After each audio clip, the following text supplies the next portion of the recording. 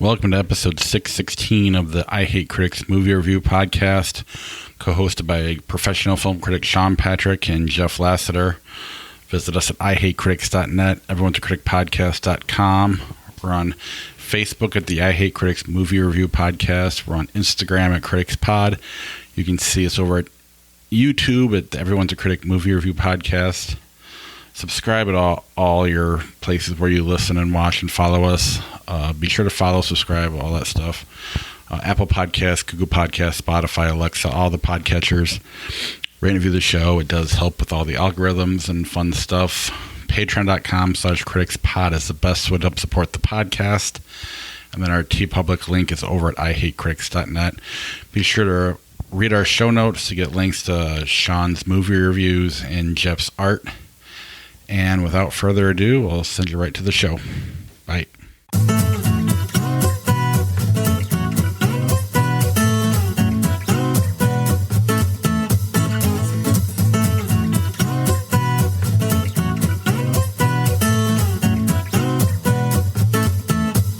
Welcome to the I Hate Critics movie review podcast. I am professional film critic Sean Patrick. With me is Jeff. Hi, Jeff. How are you? Hi, I'm recovering. How are you? I'm good. Would you say you're a professional gadfly? I'm a professional gadabout. Gadabout. Oh, nice. I like to call myself a professional artist, but then I also work a retail job. So can the two exist? I mean, that's most artists, isn't it? Pretty much, yeah. Nobody wants to pay for art. I mean, realistically, when I can make it with AI, gosh. That's like when Josh shared on our page today his Joker 2 poster. I was like, that's really cool. And he did say it was AI. And I'm like,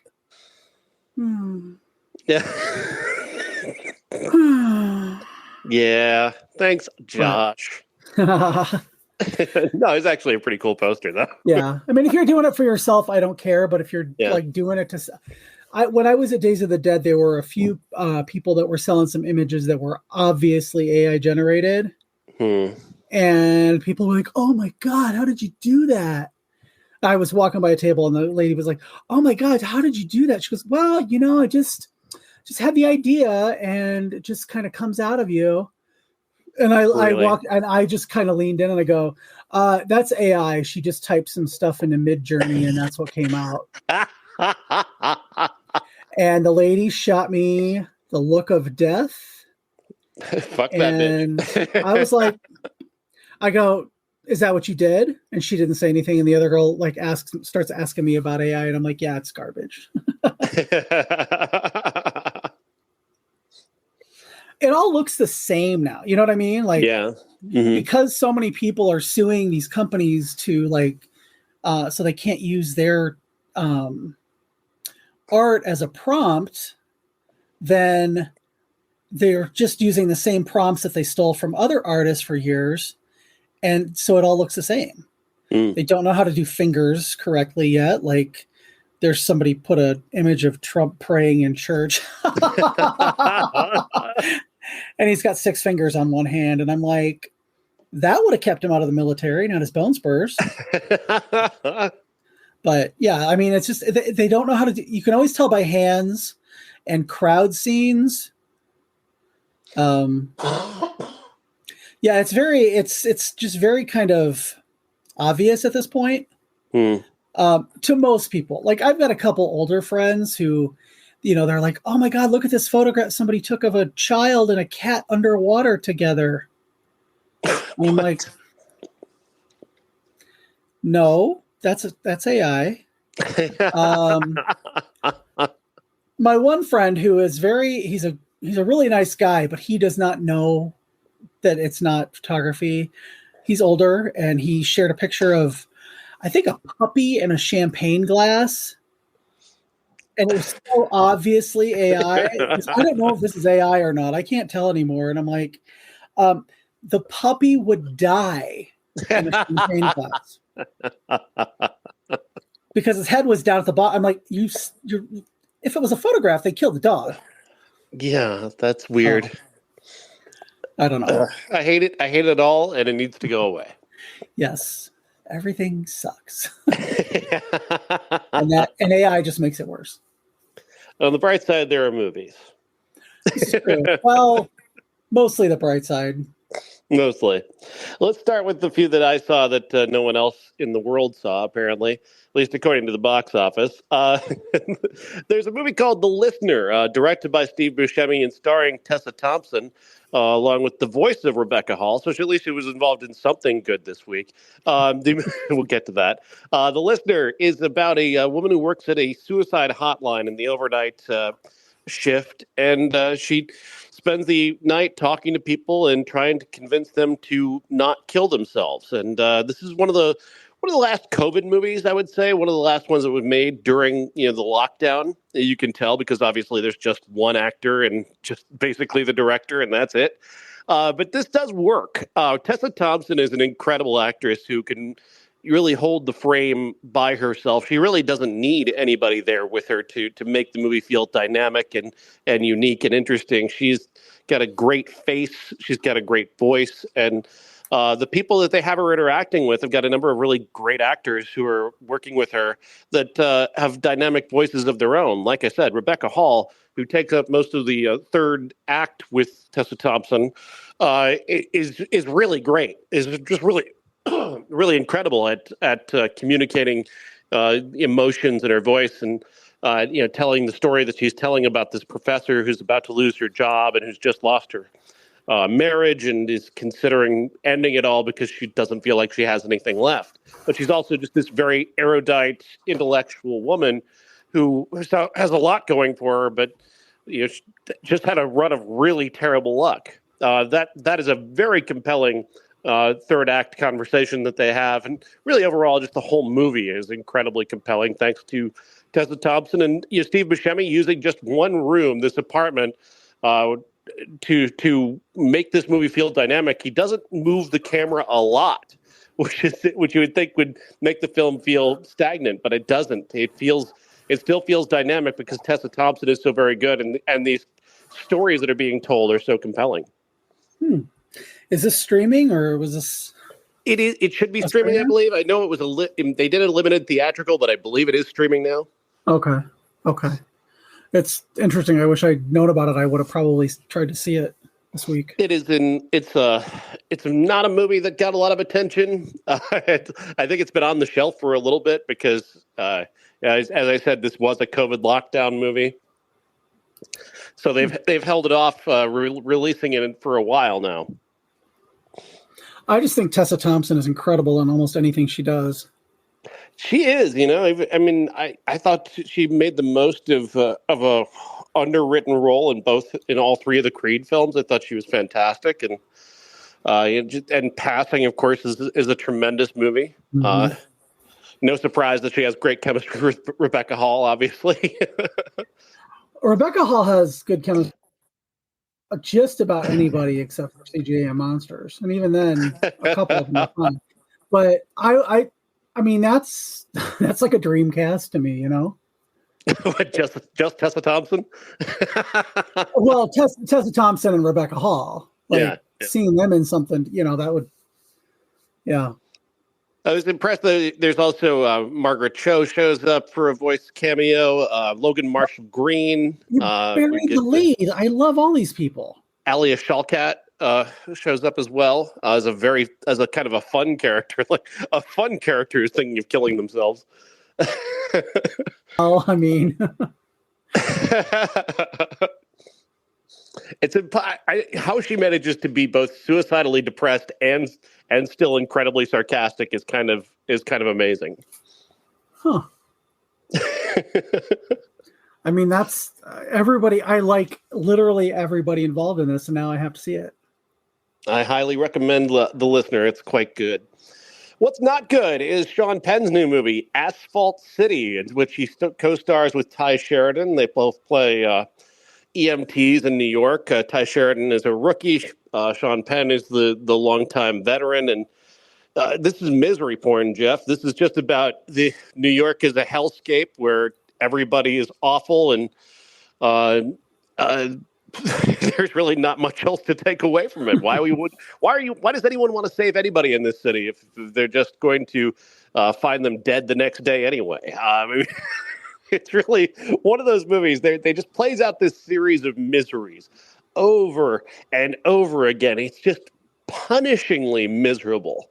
It wants to make you mad, I guess. I don't know, or if it wants to make you cry so badly that it just trots out every possible misery, like a crackhead who gives birth to a baby in a homeless shelter where she's locked in a room by herself with just her heroin and this child that she's giving birth to, and then the baby is dead, or is the baby dead? We don't really know. Or did Sean Penn kill the baby because he doesn't see the baby having a good life if he doesn't kill it? That's literally a plot in this fucking movie. It's really garbage. It's just really, truly garbage. They haze this guy, Tye Sheridan's character, by they get this call, and they know that what they're doing is going there and picking up essentially confirming a dead body that's been there for weeks. And they send him into the room by himself to find this just horrifically desiccated dead body. And this is supposed to be, I guess, the fun and games portion of the movie. I don't know.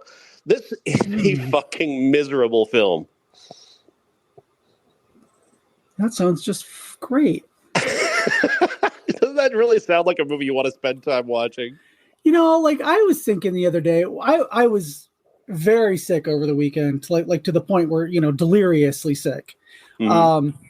And in my moments of lucidity, as I'm just doom scrolling Twitter, and I'm thinking, God, could anything get any worse? And that's exactly the kind of movie I think that would have driven me over the edge at this particular point in the world history.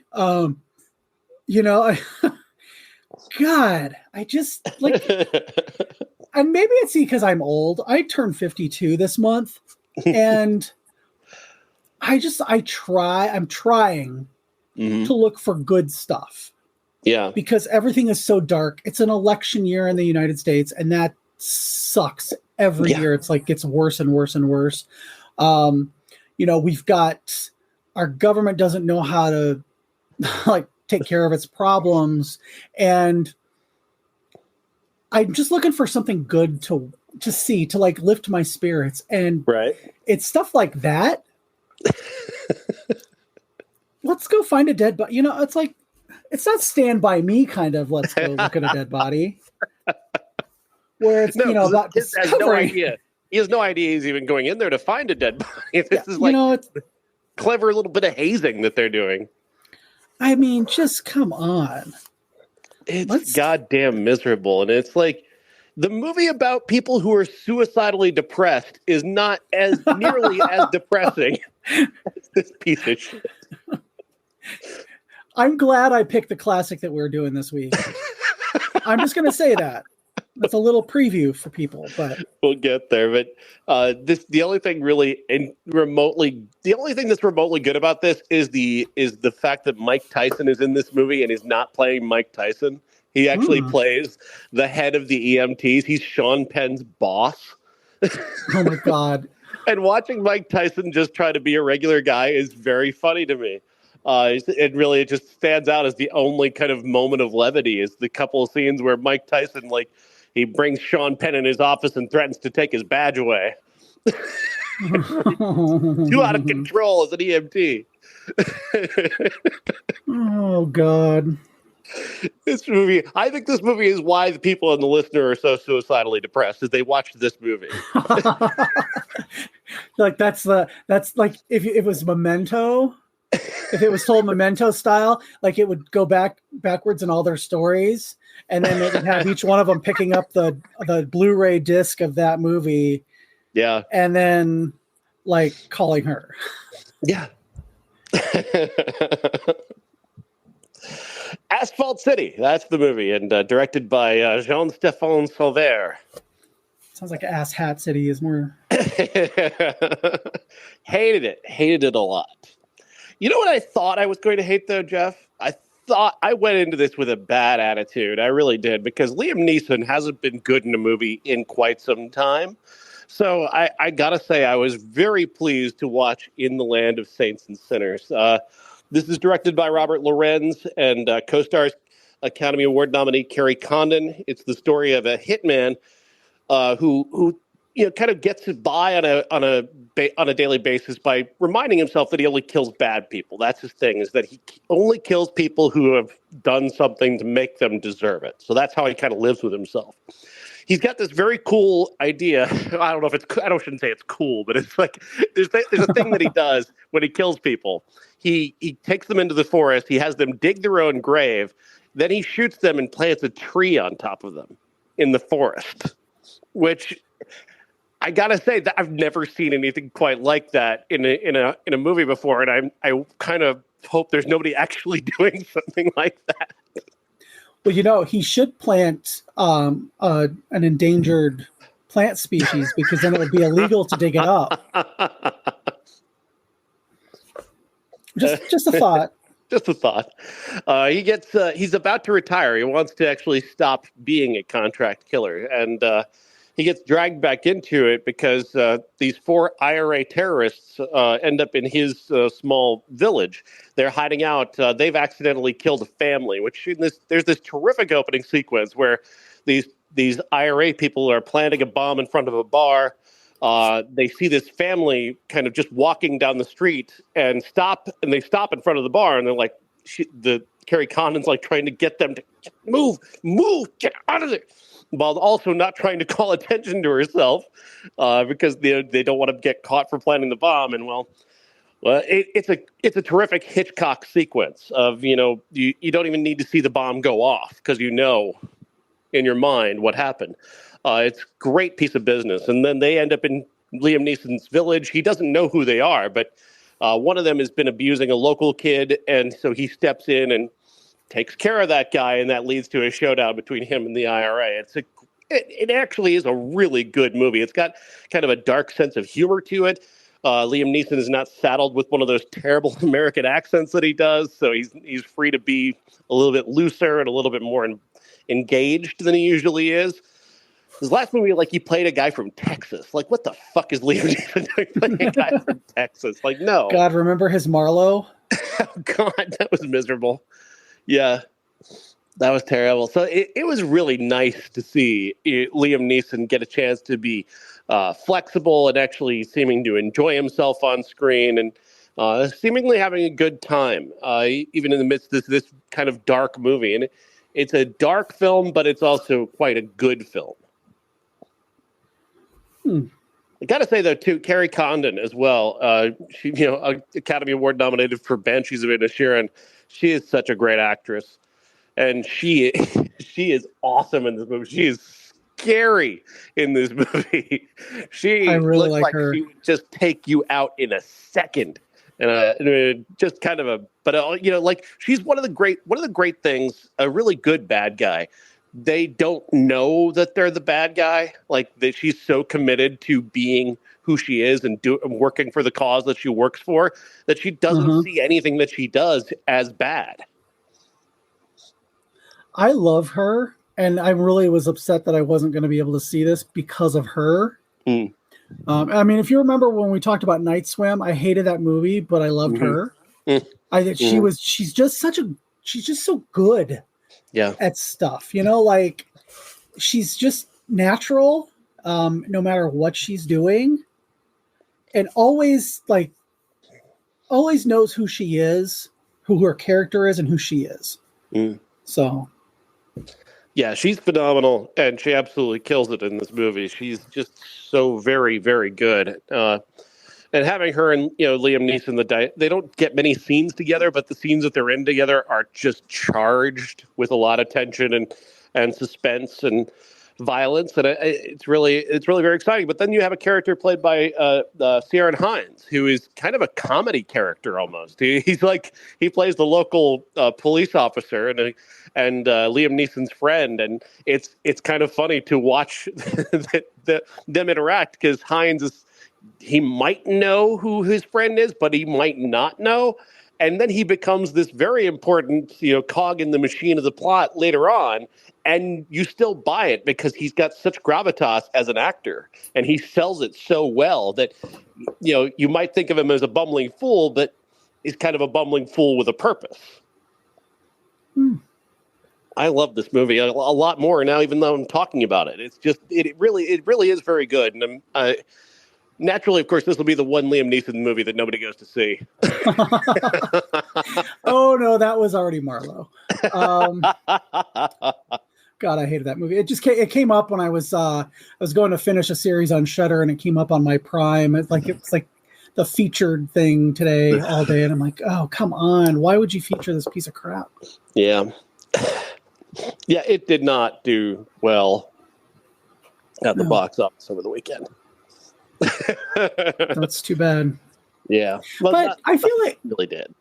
I feel like these kind of movies, they're not made for, like Easter weekend to go up. They're counter programming basically. Mm-hmm. They're the sisters to The Force Awakens kind of thing. Yeah. If your husband wants to go see Godzilla X Kong, you go see this Liam Neeson movie because he was cute in Suspect or whatever. I highly recommend In the Land of Saints and Sinners. I think people need to see this movie. Give it a chance. It's quite good. Just good suspense, good action, good thrills, and a smart movie on top of all of that. All right, not a smart movie. Now, Jeff, I must correct you. The X in Godzilla X Kong is silent, just so you know. It's just okay. Godzilla Kong. Godzilla Kong. Godzilla Kong, The New Empire, in case you forgot. There's a subtitle here as well. Wait, it's not Frozen Empire? That was Ghostbusters. Yeah, but there's better Frozen effects in this one than there were in that. Sure, whatever you say. Godzilla Kong is the latest MonsterVerse movie. That's just a lot of colors going past the screen really fast. And was this movie made by AI? Asking for a friend. Asking for a friend. However, it might as well have been. The plot here has, you could just smell the marketing bullshit going on here. Like, it's a team-up movie in the MonsterVerse. Oh, fuck off and die. I got to correct you. This movie does not have a plot. It has an elevator pitch. And that's just what I described there. It's a team-up movie in the MonsterVerse. It's just got marketing stink all over it, doesn't it? Okay, so I may or may not have watched this where I wasn't supposed to because I was sick all weekend. I did try to watch this Friday at the height of my delirium while I was laying in bed sick from work, and I don't know what medicine I was on or what was going on, but I just could not understand what was happening. So I tried to watch it again today, and I just could not understand what was happening. It was just like, let's make animatics for these set pieces that we're going to do, where we're going to fill in the plot later, like we do with all, like most big blockbusters. And then they forgot to put the plot in. The whole first act of the movie is basically Godzilla has a toothache. Or no, King Kong has a toothache. Yeah. So we call in Dan Stevens' character, whose character is Hawaiian Shirt, and he comes in and puts a steel stud in King Kong's mouth, and that's how that worked. His first step to Bionic Kong. That's what I kept calling him, was Bionic Kong. Yeah. Oh, God. I mean, okay, I'm going to say this. If I had gone to see this in the theater, it probably would have been better to me. I can assure you it's not. Well, to me, I said. Okay. Sometimes you just want stupid set pieces. Okay. Sometimes. However, I literally could not remember a thing about the last one. Yeah, no, there's nothing. Because What was there to remember? There was nothing to it. And I saw this just 2 hours ago. I finished this. And then I listened to a podcast about it, and I still struggle to remember what was going on.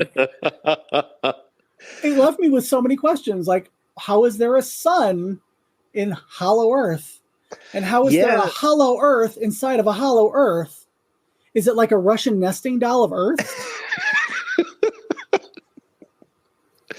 There's the King Kong lives in the hollow Earth, which they discovered, I think, at the end of the last one. And they took Kong there to get him away from Godzilla, so Godzilla wouldn't kill him. Yeah.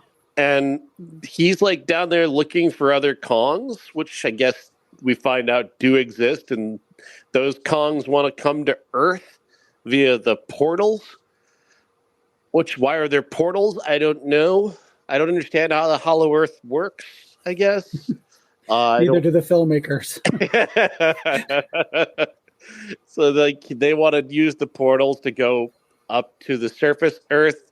There are people in Hollow Earth who I guess are in charge of Hollow Earth, and they put out a signal that only a child can hear and Godzilla can hear. And it calls Godzilla to go there, and Godzilla goes there, and the Kongs that want to escape, one of them escapes along with his Kong, which is like a freezing Kong instead of a fire Kong. No, Godzilla. Godzilla, yeah. Whatever. I don't know which Godzilla is the freezing one. Does it have a name? I don't remember the name of it. Let's call him Freezy Freezerson. It's Freezy Freezerson Zilla. He works. He's operated by a crystal waved around by the big bad Kong, which I don't know his name either.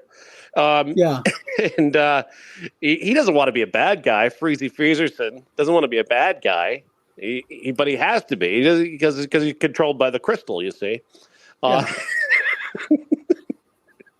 You imagine there's a screenwriter just kind of that's what's going on. We got the Freezilla over there. He's controlled by the crystal, by the Kong, and then they're going to fight each other, Transformers style. Oh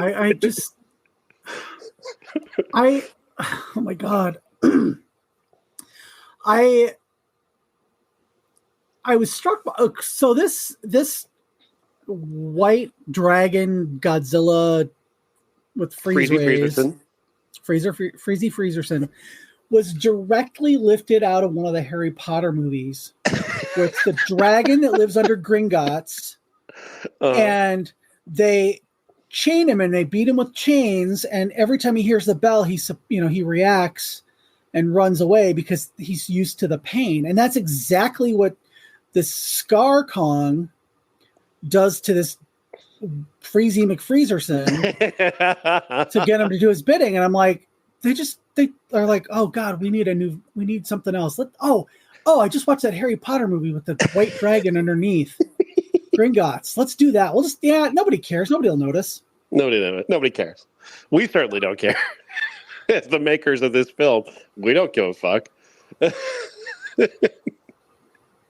Brian Tyree Henry is in this movie. He was in the last movie too. How does somebody remain this surprised by everything that he sees? You saved the world in the last movie, dude. How can you remain this surprised by things that you see? It's not possible. At a certain point, his brain has to recall some of this information.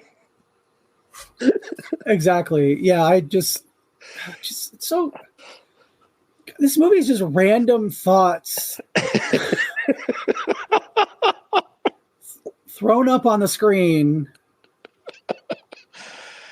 I thought I was getting out of this one. I thought when Apple TV announced that they were doing a MonsterVerse series, I'm like, oh, good. They're going to move those to Apple. I'd never have to see this shit again. Yep. Oh, how naive I was. And especially after we got the like superb Godzilla -1 last year. It was on my top 10 list. Yeah, that was a really good movie. They totally made this movie not only is this movie bad, it's just irrelevant on top of everything else. You know, and I get that like these movies are just disaster porn. You know, I mean you want to see Godzilla smash stuff and whatever, but why does a portal open up the base of the Giza pyramids? You know, it couldn't happen in like Montana. They seem to be just randomly fucking placed. I mean, yeah. Or Brazil. What did Brazil ever do to anybody? Like, the entirety of Brazil gets destroyed in this movie. Yeah. I thought it might have been funny if they had like toppled the Jesus statue on Good Friday.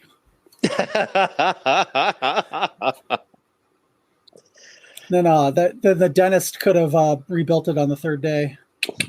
Apparently, I just looked this up. Dan Stevens is not in any of the other movies, even though they act like he's always been there. Everybody just acts like this character who's like King Kong's doctor is suddenly they act like he's been a character the whole time. This is the first movie he's been in with this character. They hint that him and Rebecca Hall had a thing in college, but they never consummate it because they're not sure if they want him back for the next one. They can't make more of these. No. Oh my God, this movie is so terrible. I hate it a lot. It's not even a movie. It's like a Transformers movie, but somehow not nearly as bad. But because I hate Transformers movies far more, but this is like a Transformers movie. I mean, the ending, especially the final act, is just them punching each other. There's the monsters punching each other, while Rebecca Hall looks nervous occasionally, and Dan Stevens wears a Hawaiian shirt. Oh God! Like, why do I get Nathan Rabin, who's one of my favorite writers in the world? He's just incredible. He wrote a piece saying that it was a negative review for the most part, but he said he liked the movie because he watched it while stoned. And that certainly it elevates the experience of watching one of these movies if you're high. Which I gotta agree, it's probably the only way anyone could possibly enjoy this shit is if you're stoned out of your mind. I mean, he's not wrong. But even delirious on like cold meds, I didn't enjoy it. So he could be wrong. You need some weed, man. You need weed and an IMAX to enjoy this.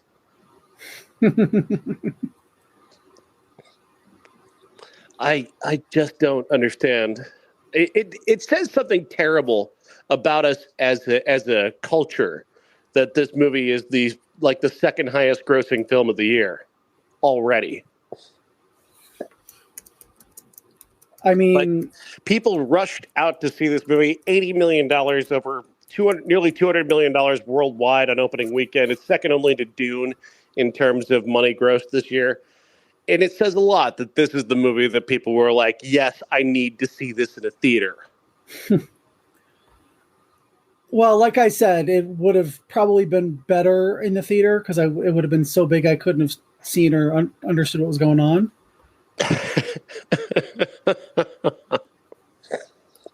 The only lasting effect I think I'm going to have from this movie is that I sat a little too close to a speaker and my hearing is a little damaged in my right ear now. That's about it. Nice. That's really the only takeaway from this movie. And that if you're a screenwriter, you can just assign a character a Hawaiian shirt and call it a character. Well, that is development for some characters. Because, if you give a guy a Hawaiian shirt, he's kind of wacky. He's going to be the party guy. He's going to do crazy stuff because he's wearing a Hawaiian shirt and nobody can tell him what to do. He's not confined to your societal norms. He's wearing a Hawaiian shirt.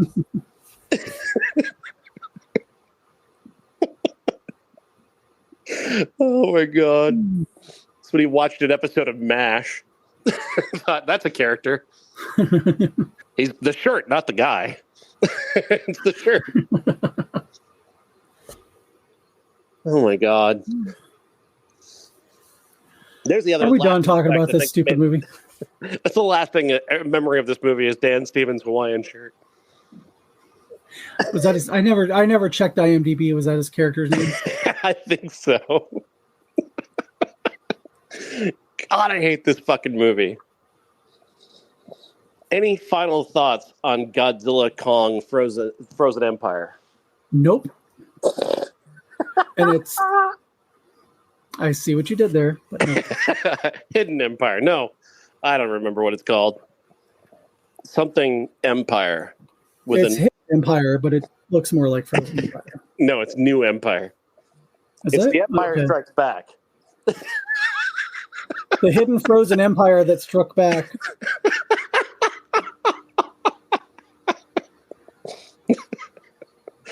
Oh, God damn, what a piece of shit. All right, that's all the new movies this week. Jeff, would you like to introduce the classic? Yes, the classic this week is from On a Clear Day You Can See Forever, starring Barbara Streisand and Yves Montand. Starring the Mecha Streisand from yes. That's the tie in with the other movie. Stop. Oh my God, it's Mecha Streisand. Should I just do the rest of the show? It's Carmen. On a clear day you can see forever, starring Mecha Streisand and Yves Montand.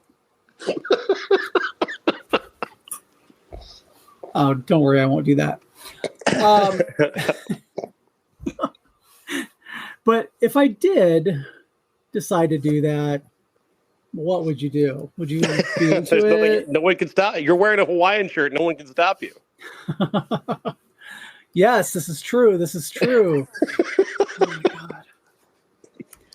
Now I want to go get my one Hawaiian shirt that I got for. Is it Tommy Bahama? No, it's fucking Walmart because I wasn't paying Tommy Bahama prices. Oh. Okay, so we were off our the classic is On a Clear Day You Can See Forever from 1970, starring Barbara Streisand and Yves Montand, directed by Vincent Minnelli.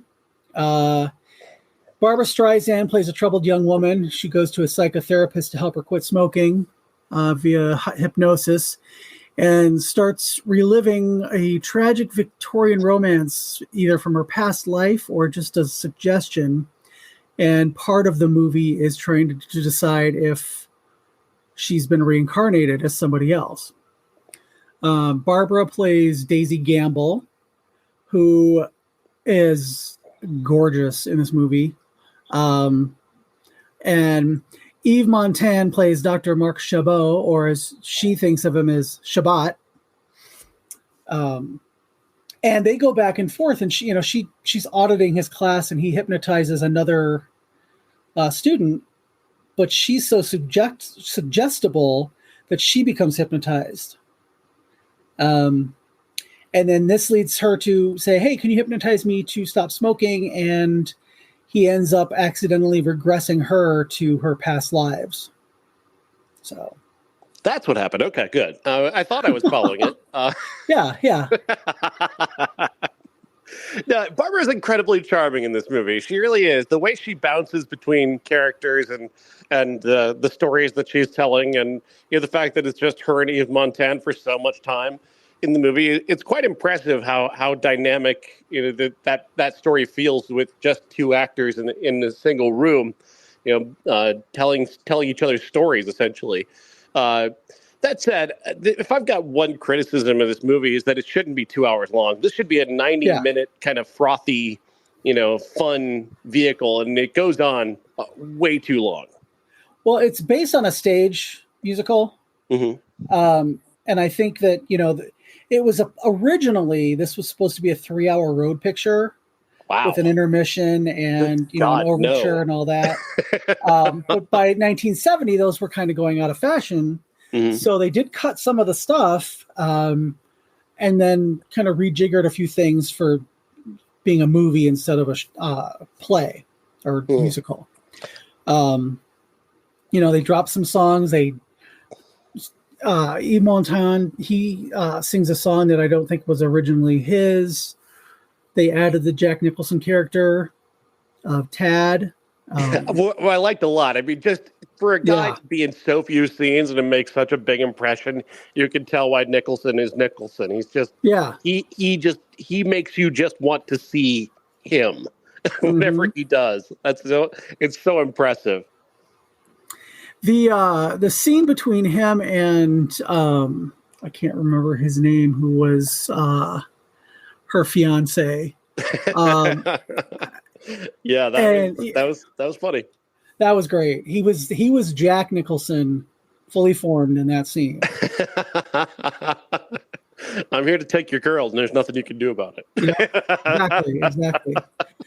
Now, one of the things that I really liked about it was the supporting cast. Mm-hmm. I mean, Barbra Streisand, when I listened to her autobiography, I wanted to kind of go through and watch her old movies that I've never seen, because I was never a Streisand gay. Now I am.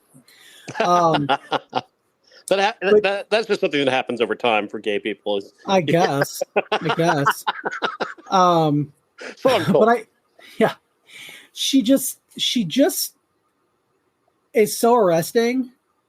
And I never thought of her as a great beauty until I started watching her on screen, actually act in Funny Girl and this, and her earlier movies. I'm just like, oh, okay, she's the whole package. Bob Newhart is in this movie, and he's only in a couple scenes, but he steals them both because he's Bob Newhart. Simon Oakland, who was he was in the Kolchak movies and TV show, and he was also the psychiatrist who explains about Norman Bates at the end of Psycho. Nice. He's really good in it. Everybody is just they're very good. I think you're right. I think they could have cut the music. Frankly, Steve Montand does a song late that just goes on forever. Yes. You could cut 3 minutes out of the movie and not even lose that song entirely. All of the songs that they sing in the movie could have been just short snippets of dialogue, and you could have ended up saving yourself about a half an hour. Yeah, Come Back to Me is the song, and it just needs to go. It needs to go. Yeah, definitely. He's not a great singer anyway, in my opinion. I could see her doing an album. This was they actually released, this is a soundtrack album. It was her lowest selling album of her career. And it just doesn't need to be a musical. I think it would have been, more of a fun, kind of frothy Marilyn Monroe kind of comedy if they'd taken the music out. Yeah, definitely. If this were 87 minutes, we'd be talking about a really great comedy. Yeah. Well, have you seen The Owl and the Pussycat with her and George Segal? No. That works as just a comedy. I mean, it's fun, and we as modern audiences can watch it and say, oh, this is, I've seen this a million times, but it's that kind of movie that did it first, and I think if they had cut the music out and done more along the lines of what The Owl and the Pussycat did, then I think it would have been a little better. Absolutely. I think there's no question about that. Anything that would make this movie shorter is going to improve it. But there's something to be said, though, for the amount of charisma and comic timing that Streisand has just by herself. I mean, it's shocking because you because her modern, persona is not this. It's not being this. It's like, the Streisand of the 90s and into today is sort of a self-serious parody, whereas the Streisand of 1970 that I didn't experience, I'm not sure you didn't experience it really, she was an incredibly dynamic performer, like a Reese Witherspoon almost. Yeah. Yeah, I can actually see Reese Witherspoon in almost of any of the movies that I've seen of her early career. I don't know if Reese Witherspoon can sing, but I mean, if she could make a version of this movie that you wouldn't need the singing. Exactly. Yeah. Yeah. And I think that's this movie without the singing. You're right. Yeah. If you made this just a straight comedy, 8 out of 10 stars. I agree. Yeah, there's enough chemistry between her and Eve Montan. It's a clever idea where they use the flashbacks of her reincarnated self incredibly well. I loved that Streisand bounces between two different scenes as two different characters. And I know it's the editing, obviously, is part of that, but it's just so seamless the way she pulls it all together in the performance. You couldn't make that edit work if she weren't mirroring herself so perfectly from these 3 different outfits that she's wearing and these 3 different she's part of 2 different trials playing this character in the past. Then, of course, herself in Eve Montan's office. That's just a great piece of work. When she does that transition and she starts, speaking with an English accent, and it just, she kind of goes into it a little bit at a time, and then her last line, and then she hears herself later on tape doing that. The look on her face where she's just so shocked, she doesn't know what to even think. Mm-hmm. And then she realizes that, oh, he's in love with her, not me.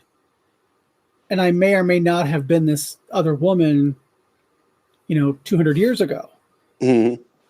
The look on her face when she realizes all that, you don't even need to have it explained to you. You know what I mean? You don't have to. They don't have to spell it out. Just the look on her face tells you.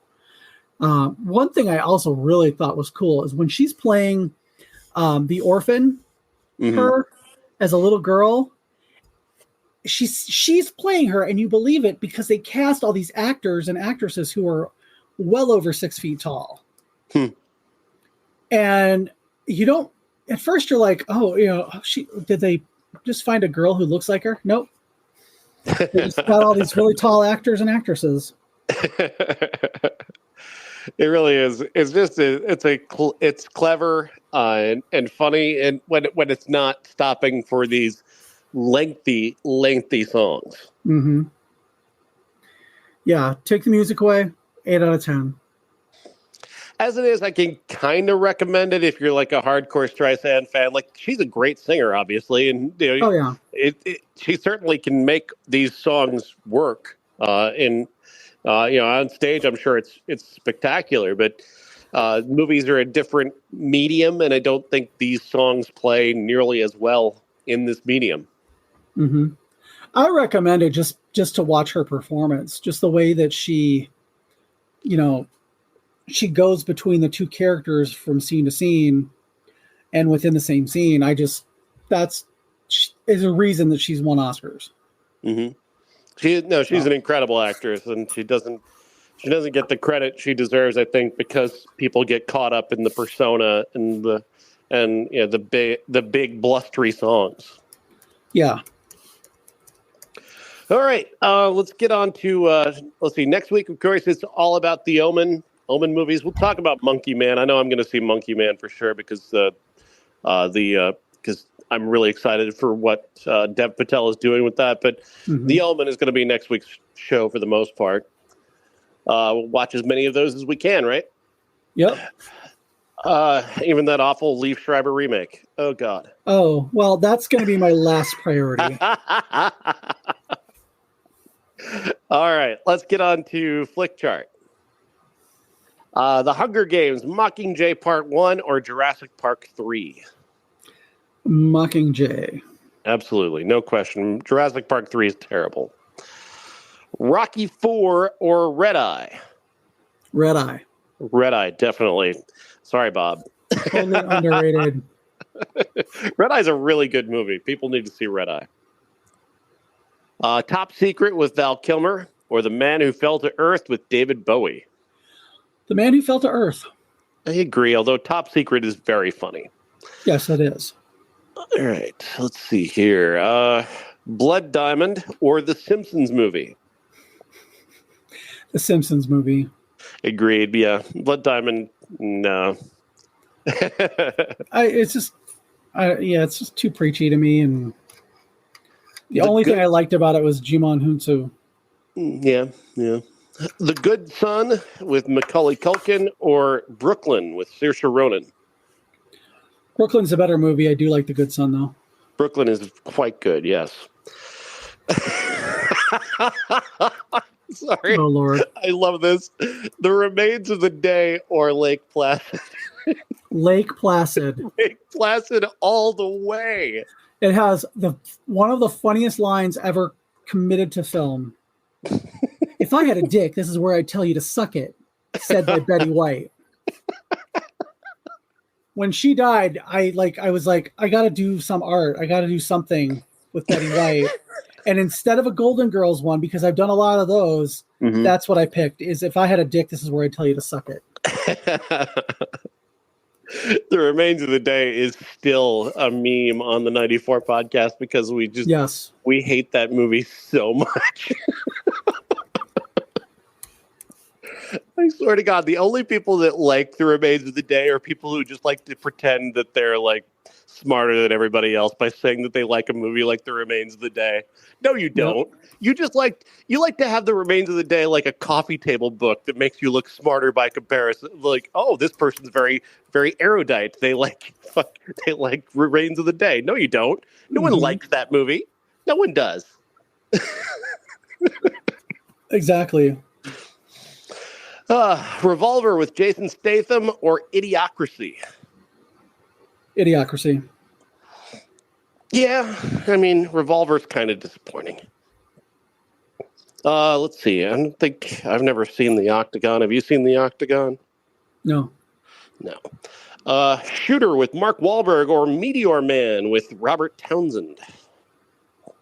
Meteor Man. Yeah, Shooter's pretty bad. Star Trek Insurrection or Coach Carter with Samuel L. Jackson? Say the first one again. You kind of cut out. Star Trek Insurrection. I don't care. I'm going Coach Carter. Star Trek Insurrection, interestingly enough for us, is the first movie that showed at our local theater. Really? After they changed locations, yeah. This is the very first opening weekend there, 1998. Huh. Yeah. Interesting. Let's see. Blazing Saddles or Nightmare Alley. That's a good one. Wow. I don't know where to go on that. Which Nightmare Alley? The original or the remake? The Peter Jackson, or Guillermo del Toro. God, that movie is so beautiful. I honestly don't know which one to pick. Can we tie? I would have taken Nightmare Alley and just take the pressure off of you. Okay. All right. Contagion from Steven Soderbergh or Society? Oh. God, Society is so fucked up. I hate Society. I hate it every second. I know you do, but I have a soft spot for the face coming out of the ass. But no, I'm going to pick Contagion. I almost watched that last night. Contagion? Yeah. What a weird movie to just watch randomly. Well, I was going through something to like fall asleep to, because I was like, I don't think I could watch that when I'm sick. Sing, the animated film, or Radio, which is Cuba Gooding Jr. going full word we can't say. No, all I know is that Tropic Thunder gets it right. Never go full that. Yes. And Cuba Gooding Jr. did. I think that, yeah. Sing, obviously, yes. Radio is a terrible film. It's really an embarrassment. It's really embarrassing. Evil Dead 2 or End of Watch with Jake Gyllenhaal. End of Watch. Really? Oh, it's Evil Dead 2 by a lot for me. I don't care about the Evil Dead movies. I'm sorry. Wow. I saw the first one. Cool. I saw the second one. Oh, it's just the first one with a better budget. Okay, cool. I appreciate the Evil Dead movies. They're just not something that I go and watch. Evil Dead wins. Snow White and That's Huntsman fine. or The Land Before Time. Neither. I don't think I may have seen The Land Before Time. I don't remember because I never would have watched it again if I did. Fair enough. Vampire's Kiss or Office Christmas Party. Vampire's Kiss. Yeah, it's just an iconic Nicolas Cage performance, isn't it? Yeah. Adventures of Shark Boy and Lava Girl or Jerry Maguire. Jerry Maguire. Yeah. Little Shop of Horrors or the Peanuts movie. Are we talking the musical Little Shop? 1986. Little Shop of Horrors. Yeah. I love that fucking movie, but I can't watch it because then every time I do, I get the "Don't Feed the Plant" song in my head. Batman versus Superman: Dawn of Justice or Apocalypse Now. Apocalypse Now.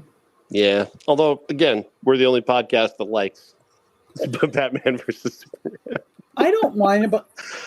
So I always watch zombie movies on Easter, and I was watching the Zack Snyder the Dawn of the Dead remake. That is like his only great movie. You can see that.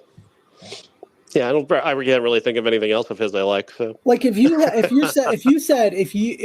you're forced to watch a Zack Snyder movie for the rest of your life once a day, you can pick any one of them. That's the one I would pick. I could not get through all the end of them or any of the other of them with like every day. So, all right, Saw or The Wild Bunch. I've never seen The Wild Bunch. Really? Oh wow. I just never have. Yeah. Okay. I took Saw. Okay. All right. You should see The Wild Bunch. Really highly recommend. Captain Phillips or Little Children? Little Children. By a lot. That is an incredible movie. Five Nights at Freddy's or Double Team with Jean-Claude Van Damme and Dennis Rodman? Double Team. Double Team, absolutely. Double Team. I don't even like that movie. I never, you just watch Jean-Claude Van Damme movies for maybe a butt shot, but would watch that over Five Nights at Freddy's any other time. So true that. Whatever Happened to Baby Jane or From Dusk Till Dawn? Whatever happened to Baby Jane? She could dance. She could sing. No doubt. Yeah, oh God, I love that movie so much. It's just, I never get tired of that movie.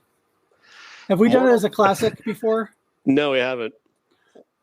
That has got to be on the roster this year because it's a great movie to talk about.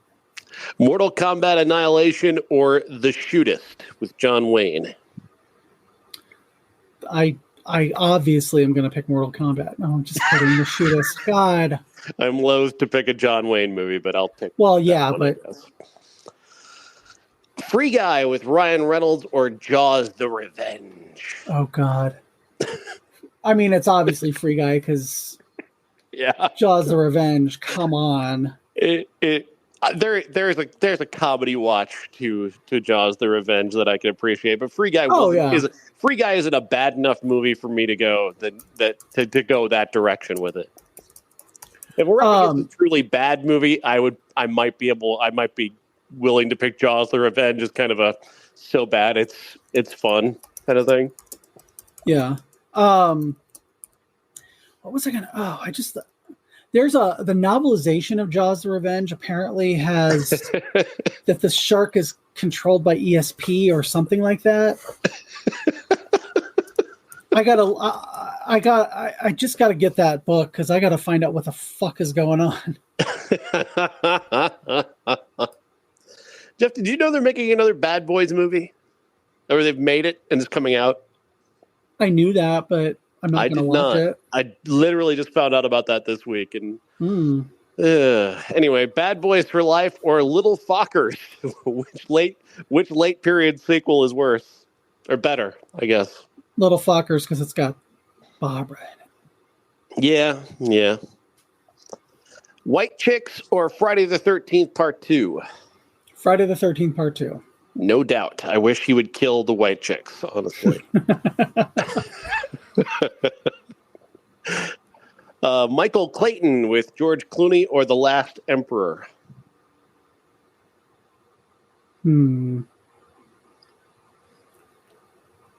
God, It's a no-brainer for me. I'm taking Michael Clayton. I found The Last Emperor to be tedious. Is that the one with Christian Bale? Yeah. I'm just trying to think if I even saw it. It's tedious. We watched it on its 30th anniversary, and we were just like, why did this win Best Picture? This is so boring. Michael, it's like The Remains of the Day is telling this movie to get moving.